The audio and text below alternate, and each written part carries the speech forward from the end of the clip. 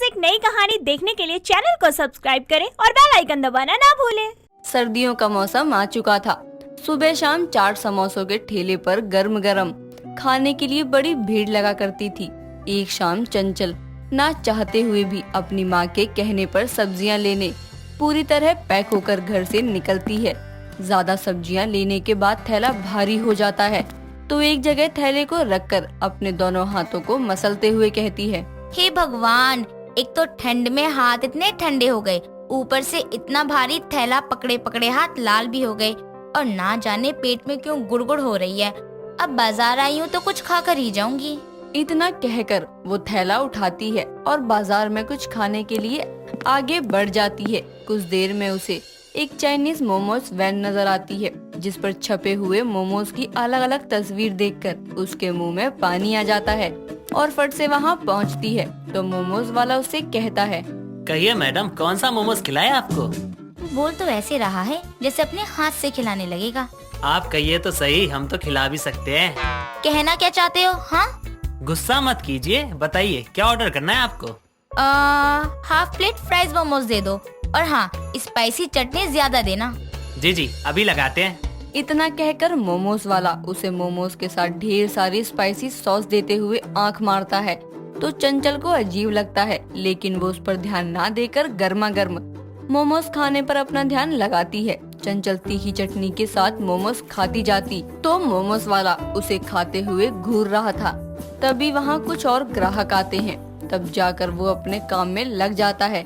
कुछ ही देर में चंचल पैसे देकर वहाँ से जाने लगती है तो मोमोज वाला उसे आवाज लगाकर कहता है, मैडम रुकिए, आप अपने बाकी के पैसे तो लेकर जाइए। बाकी के पैसे? मैंने तो हाफ प्लेट के हिसाब से ही पैसे दिए हैं। नहीं, आपने 20 रुपए ज्यादा दिए थे, लीजिए। ये मोमोज वाला हिसाब का कच्चा है क्या? मुझे क्या, मेरे ही पैसे बच रहे हैं। हाँ। इतना कहकर चंचल बाकी के पैसे लेकर वहाँ से चली जाती है और बीतते समय के साथ मौसम और ठंडा होने लगता है। शाम के समय चंचल के घर में ही मोमोज बनाती है और चाय के साथ चंचल को खाने के लिए देती है। चंचल मोमोज देखकर जितनी खुश होती है उतनी दुखी मोमोज को उठाने पर होती है क्योंकि मोमोज पूरी तरह ठंडे हो चुके थे। मम्मी, ऐसा ठंडा मजाक आप मेरे साथ ही क्यों करती हो? एक तो वैसे ही ठंड हो रही है, ऊपर से ये मोमोज गर्म भी नहीं है। अरे दिन में बनाए थे, हो गए होंगे ठंडे, खा लेना, स्वाद तो मोमोज वाला ही आएगा ना। ऐसा है, ठंडी चीजों में कोई स्वाद नहीं लगता मुझे, और आप फालतू में घर में चीजें मत बनाया करो। इससे अच्छा तो मैं मोमोज वाले के पास जाकर मस्त गर्मा गर्म मोमोज ना खा लूं। हाँ, तू तो एक काम कर, उस मोमोज वाले के साथ ही घर बसा ले, जिंदगी भर तीखी चटनी के साथ मोमोज खाती रही हो। वैसे आइडिया बुरा नहीं है मम्मी। लगता है तू आज चप्पल खाकर ही मानेगी, रुक। इतना कहकर अवंती अपने चप्पल पैरों से निकालती है। इतने में चंचल वहाँ से दुम दबाकर अपने कमरे में भाग जाती है।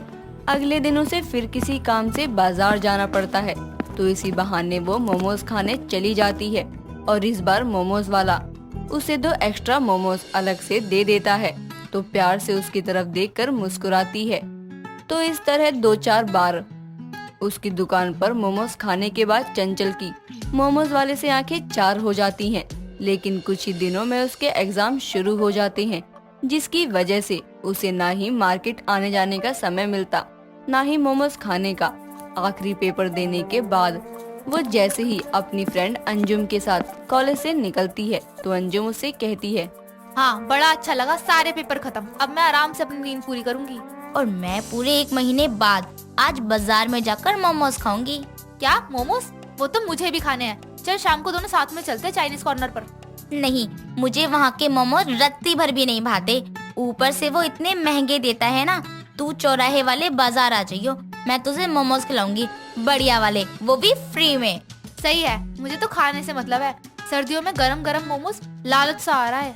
ऐसे ही बातें करते हुए दोनों घर चली जाती हैं और शाम के समय दोनों मार्केट में मिलती हैं और चंचल अंजुम को लेकर उस मोमोज वाले की दुकान पर ले जाती है जहां एक लड़का पहले से ही मोमोज खाने के लिए खड़ा होता है। तभी चंचल प्यार से कहती है, जरा 1 प्लेट तंदूरी मोमोज तो लगा दीजिए। अरे कितने दिनों बाद दर्शन हुए आपके, अभी तंदूरी मोमोज तैयार करता हूँ। सुनो भैया, जरा चाट मसाला ज्यादा डालना।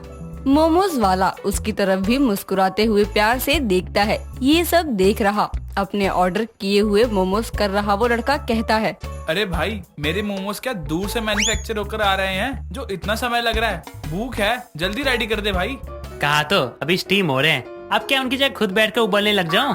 फिर तो हमारे मोमोज आने में भी समय लगेगा। अरे कैसी बात करती हो आप, बस 2 मिनट रुकिए, मैं अभी यूं लाता हूँ आपके लिए मोमोज।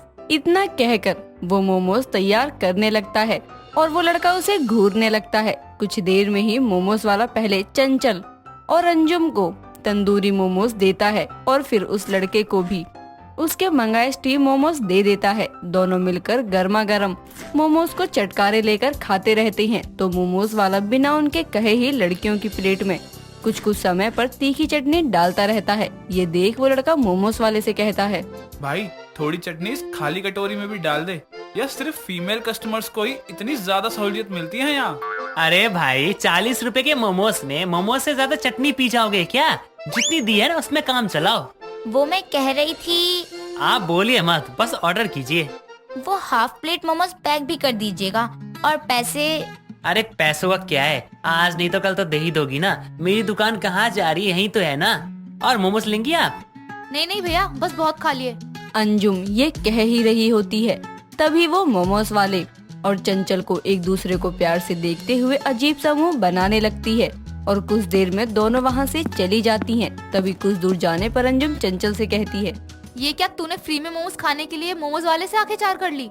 नहीं नहीं पागल, तू गलत समझ रही है। रहने दे, ऐसा होता तो वो मोमोज वाला फ्री में हमें मोमोज नहीं खिलाता। देखा मैंने हमें कैसे बिना मांगे चटनी दे रहा था और उस बेचारे लड़के को मांगने पर भी सुना रहा था। हाँ तो क्या, अरे और लड़कियां भी तो गोलगप्पे वाले से फ्री की पापड़ी लेने के लिए कैसे मीठी मीठी बातें करती हैं। और वैसे भी शुरुआत उस मोमोज वाले ने की थी, मैं तो बस थोड़ा मुस्कुरा देती हूँ। गजब है यार, तू मोमोज वाले से आंखें चार कर ली। सही है, तेरे बहाने मैं भी सर्दियों में मस्त मोमोज के मजे लूंगी।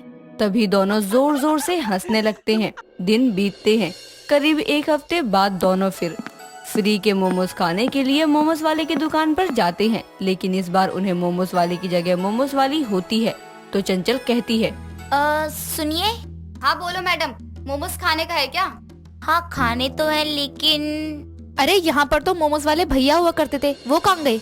वो हलकट तो अभी हॉस्पिटल में अपना इलाज करवा रहा होगा। क्यों, वो बीमार है क्या? हाँ, उसको लड़की लोग से ऐसा नैन मटक्का करने की ज्यादा ही बीमारी है। वो तो फूटी किस्मत से वो मेरा मर्द है। मोमोज वाला शादीशुदा है? शादीशुदा क्या, एक बच्चा है उसको। लेकिन क्या करे मैडम, ठरकी आदमी तो ठरकी ही होता है। अभी देख लो, अपने ठरकी पने के चक्कर में फ्री का मोमोज खिलाता रहता है लड़कियों को। अभी परसों तो हद हो गई, एक बुढ़िया को हाफ प्लेट की जगह फुल प्लेट मोमोज पकड़ा दिए। फिर तो मैं उसको ऐसा सूती है ना, सीधा हॉस्पिटल जाकर ही रुकी। अभी 2-4 दिन ऐसा मरीज बना पड़ा रहेगा ना, तो खुद इसे अकल आ जाएगी।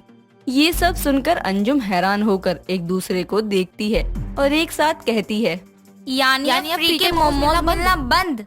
वेदिका कहने को तो अपने ससुराल की एक लौती बहू थी, लेकिन उसकी 5 सासों की सेवा कर करके उसका हाल बुरा हो जाता था। अब आप सोच रहे होंगे कि एकलौती बहू की 5 सासें कैसे हो सकती हैं? तो सुनिए, एक तो उसके पति की माँ यानी कि उसकी सास उमा, दूसरी उसकी बुआ सास शारदा, तीसरी उसकी मौसी सास रमा, चौथी उसकी चाची सास मालती और 5वीं इन सब से ऊपर उसकी दादी सास सुलोचना, जिनके बीच फंसी थी बेचारी वेदिका। ऐसे ही एक दिन वेदिका अपनी सास के साथ बैठी होती है, तभी वहाँ उसकी मौसी सास रमा आकर उससे बोलती है, बहू इतना समय हो गया है, खाना तो अभी तक बनाया ही नहीं होगा तूने। ऐसा कर, मेरे लिए गर्मा गर्म चाय और पकोड़े बना दे बहू। इतने में अपने कमरे से वेदिका की बुआ सास शारदा आती है और बोलती है, तू पहले जाकर मेरे लिए आलू के पराठे बना दे, बहुत मन हो रहा है खाने का। अरे ऐसे कैसे, पहले मैंने बोला है ना। दोनों की आवाजें सुनकर वेदिका की चाची सास मालती आती है और बोलती है, तुम दोनों चुप करो, वेदिका जा, पहले तू मेरे कपड़े धो दे, बाद में सब करती रही हो। वहीं खड़ी सारी बातें सुनकर वेदिका की सास उमा कहती है, वाह जी वाह, यहाँ सब काम करवा रहे हो।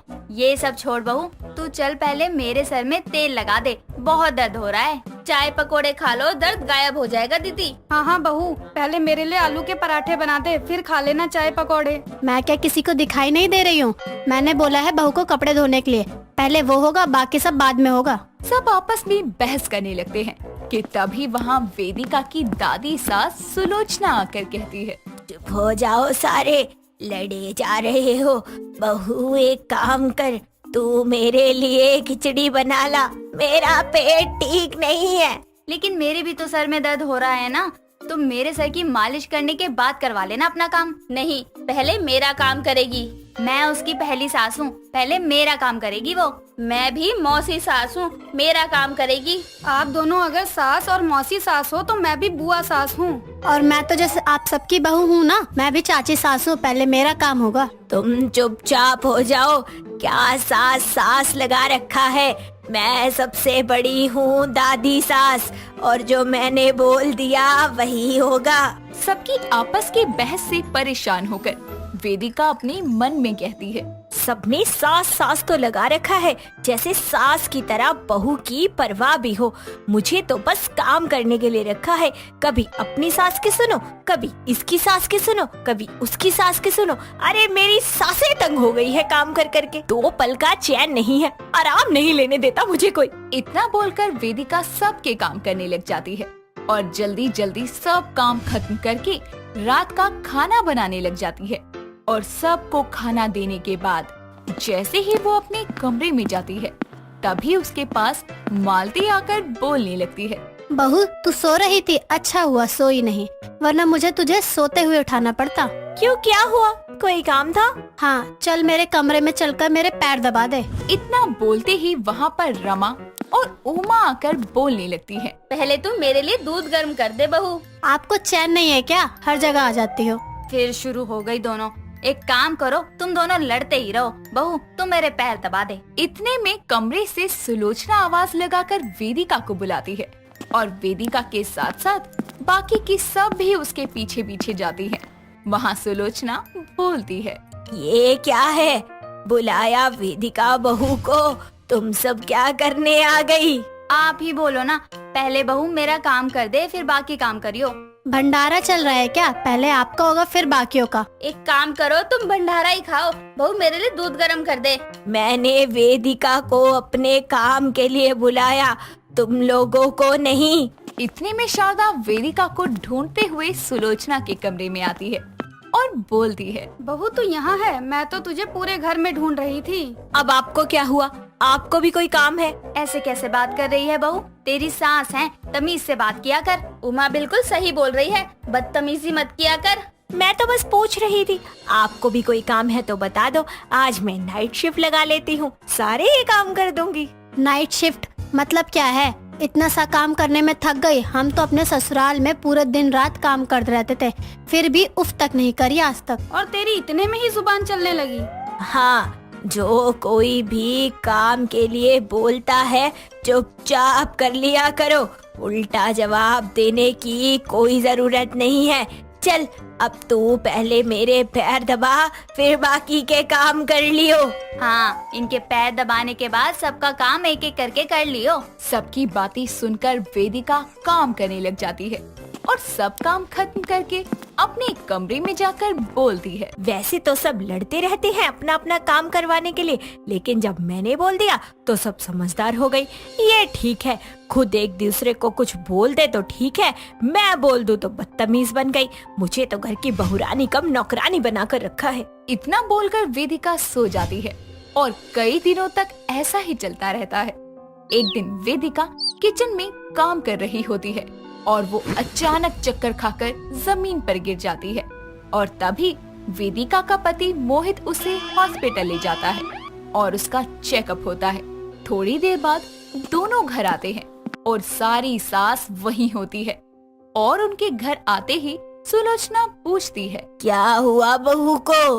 हाँ, ठीक तो है ना वेदिका? कोई डरने वाली बात तो नहीं है ना? जल्दी बताओ ना फिर। वेदिका माँ बनने वाली है और आप सब दादी, मैं पापा बनने वाला हूँ। ये तो बड़ी खुशी की बात है। हटो, जरा बहू की नजर उतार दो। हाँ, जल्दी से नजर उतार दो। वेदिका की माँ बनने की खबर से पूरा घर खुश हो जाता है और सब वेदिका को रानी की तरह रखते हैं। और ये सब देखकर वेदिका कहती है, अरे वाह, बच्चे के आने की खुशी में तो मेरे ठाठ हैं। अब तो मैं सभी को अपने काम बताऊंगी, सबसे रज रज के काम करवाऊंगी जितना इन्होंने मुझसे करवाया है। इतना बोलकर वेदिका कमरे में आराम कर रही होती है। तभी वो रमा को बुलाते हुए कहती है, मौसी सासू माँ, आना तो जरा। क्या हुआ बहू? मेरा ना अचार खाने का बहुत मन कर रहा है, आप बना दो। ठीक है, मैं अभी बना देती हूँ। अच्छा, जाते हुए ना बुआ सासू माँ को भेज देना, उनसे बात करने का मन कर रहा है। रमा कमरे में शारदा को भेजती है और उसके साथ साथ उमा और मालती भी चली जाती हैं, जिस पर मालती कहती है, बहू तो ठीक है ना? कुछ खाने का मन कर रहा है क्या तेरा? हाँ ठीक है, वो कच्ची कैरी का शरबत बना दो। ठीक है। अच्छा, मैं जरा कपड़े धो लेती हूँ। अरे पगली, तू क्यों धोएगी? मैं धो देती हूँ। बुआ सासू माँ, जरा देखना मेरे पैर क्यों सूज रहे हैं। ये तो तुम माँ बनने वाली हो, इसलिए पैर सूज रहा है। अभी चला नहीं जा रहा मुझसे तो। ला, मैं तेरे पैरों की मालिश कर देती हूँ। मेरा सौट के लड्डू खाने का मन कर रहा है। सुलोचना वेदिका के कमरे में आ ही रही होती है और वेदिका की बात सुनकर बोलती है, मन कर रहा है, कोई बात नहीं, मैं हूँ ना, मैं बनाती हूँ अभी। ठीक है।